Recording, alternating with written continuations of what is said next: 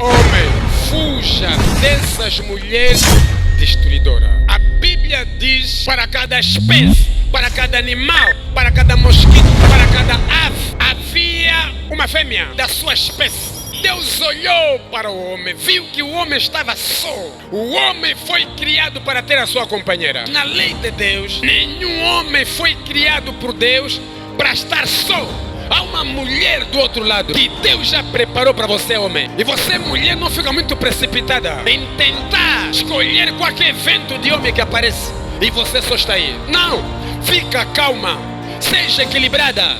Há um homem que já foi preparado para você. Porque tanto o homem não pode ver ser a mulher, tanto a mulher não pode viver ser o homem. Nos unimos amorosamente através do casamento. E neste casamento, o elo é cumprir propósitos.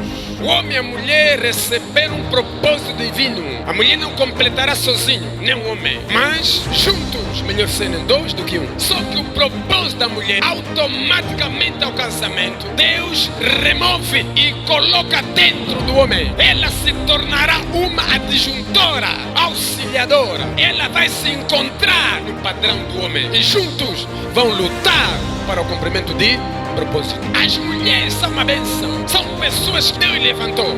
E nenhum homem será capaz de entender uma mulher a não ser o próprio Deus. Elas são esquisitas. Elas têm temperamento diferente. A sua estrutura corporal foi desenhada por Deus. E através delas, tanto coisas boas e coisas más pode acontecer. Hoje em dia você conhece grandes homens de Deus, grandes profetas, grandes pastores, grandes apóstolos. Esses profetas apóstolos só vieram porque filhos saíram do ventre. No núcleo, na maternidade divina, que é o ventre de uma mulher. Hoje quero chamar a atenção à igreja, principalmente aos homens, a fugir de certos tipos de mulher que foram chamadas para a destruição da vida, destruição de nações, destruição do seu cotidiano. E também fui chamado nesta manhã para Deus, para elucidar certas mulheres, para não entrar no grupo dessas mulheres que tudo que elas fizeram foram pessoas que se levantaram para destruir. Quer seja homem, quer seja nação, quer seja ministério, quer seja espiritualidade. A essas mulheres, você não pode andar com elas, não pode conviver com elas, nem pode ser esse tipo de mulher. Porque essas pessoas carregam o espírito destruidor. A primeira mulher na qual nós devemos estar em alerta, e os homens precisam fugir delas urgentemente, e as mulheres não podem ser como elas, ou se são como elas, devem procurar a transformação divina. A primeira mulher que nós temos aqui, o nome dela é Eva. Hoje em dia há muitas Evas por ali. Há muitas Evas dentro da igreja, há muitas Evas nos trabalhos, nas escolas, em todo lugar as Evas estão presentes. Não Eva como bom exemplo, Eva no sentido negativo, perverso, destruidora. Quem são as Evas? As Evas são as mulheres desobedientes, que preferem obedecer à voz da serpente do que à voz do seu marido. Estamos a falar daquelas vozes que estão ao nosso redor. São mulheres que não prevalecem ou não levam peito o conselho divino dos seus parceiros, dos seus maridos, dos seus pais, das suas autoridades. Adão recebeu instrução divina de Deus e Adão transmitiu as instruções na sua mulher. Adão recebeu ensinamento, recebeu instrução, recebeu uma direção de como eles poderão levar o casamento, levar o ministério. O que quer dizer, Eva estava sob a cobertura de Adão. Eva estava sob a tutela de Adão. Eva era como se fosse uma filha espiritual de Adão. Eva tinha como autoridade máxima, quer seja no ministério, quer seja no lar, o seu marido chamado Adão. E Adão lhe passou a visão. Eva, Deus nos criou, Deus nos trouxe aqui. Temos tudo para viver, temos bênção para desfrutar, mas Deus nos deu uma orientação. A orientação é, nesse jardim do Éden, na qual Deus criou para nós, existem 3 tipos de árvore. A primeira árvore é a árvore que nós podemos desfrutar livremente. A segunda árvore é a árvore do conhecimento do bem e do mal. A terceira árvore é a árvore da vida. Mas Deus nos orientou que nós não podemos tocar nem comer a árvore do conhecimento do bem e do mal. Eva recebeu a instrução. Eva disse amém. Eva disse eu acredito. Eva obedeceu ao seu marido até então. Mas o tempo chegou que o inimigo se levantou em forma de uma serpente e foi a procurar a mulher por ser o vaso mais fraco. Eva tinha instrução. Eva foi iluminada pela instrução divina. Adão estava no seu lado para direcioná-la, equipá-la. E Eva estava no seu lado para ajudar, auxiliadora do seu marido. A serpente queria estragar o ministério do marido, queria estragar o trabalho eficaz do marido. Sabia que com o marido não podia, porque o marido estava vigilante, era espiritual, entendia, pensava nas coisas divinas. Eva por um tempo ficou distraída, e com essa distração o inimigo apareceu e começou a seduzi-la. É assim que Deus lhe falou para não comer nada aqui. Eva responde: não, nós podemos comer sim, só não podemos comer aquela árvore que Deus falou. A serpente disse: não, vocês podem comer sim, porque no dia em que vocês comerem, certamente vocês serão como Deus. Não se esqueça, é a mesma coisa que esse Lúcifer no corpo da serpente, que ele falou lá no céu: eu serei como Deus, e depois caiu. Então aqui estamos a ver o inimigo a se esforçar para fazer cair o homem. Há muitos homens que se encontram caídos. Há muitos homens que já caíram por causa das suas Eva, das suas mulheres. Mulheres essas, em vez de lutar, em vez de se esforçar, em vez de obedecer a voz do seu parceiro, a voz de Deus, a voz da sua autoridade, a voz do patrão, a voz da mãe, do pai, a voz do líder, não! Elas preferem obedecer a voz da serpente. E a voz da serpente é destruidora. É uma voz que destrói vida, destrói casamento, destrói até ministério e destrói a espiritualidade. Eva seduzida, mostrava-lhe ao fruto daquela árvore. Ela vendo a árvore viu que é desejável, é agradável, é gostosa para se comer. Esqueceu as instruções, esqueceu o conhecimento, esqueceu a direção que Deus deu para o ministério, para a família. Ela esqueceu tudo e se entregou nos caprichos, na sedução da serpente.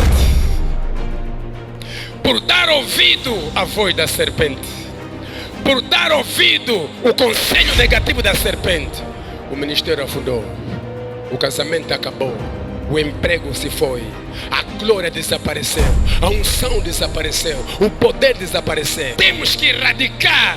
Se não querem ser mudada, se não querem ser transformada, que saiam do nosso meio. Não queremos Eva destruidora, não queremos Evas malandra, não queremos Eva desobediente. Há muita gente cheia de beleza, cheia de corpo, cheia de portuguesado, mas são totalmente destruidoras. São pessoas desobedientes.